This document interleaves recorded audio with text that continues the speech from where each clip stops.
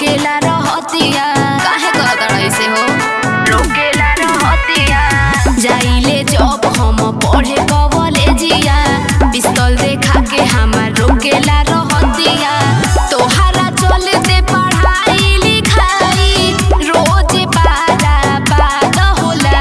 और रंगदार जिला हो पूरा यूपी बिहार में डिमांड होला। जिला चंदौली के लइका रंगदार होला। पूरा यूपी बिहार में डिमांड होला। जिला चंदौली के लइका रंगदार होला।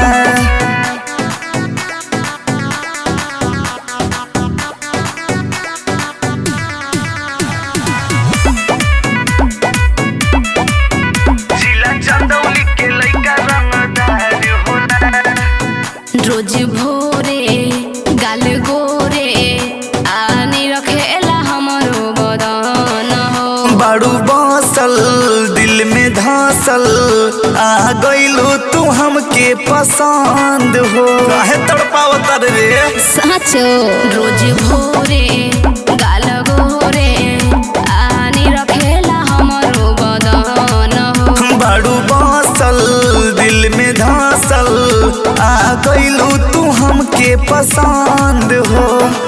तोहरे चलते जिला भर में रोज बम ब्लास्ट होला। होखे दे पूरा यूपी बिहार में डिमांड होला।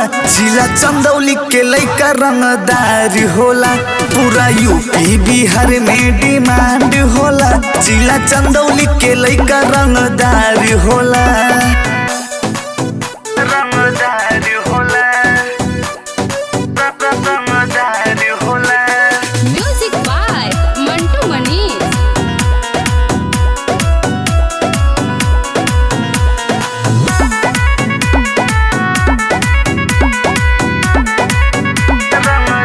करी प्यार ए यार अब लागेला तोह से डर हो। भिरी सट जौनी हट तू ही बनबू प्रदीप के मेहार हो।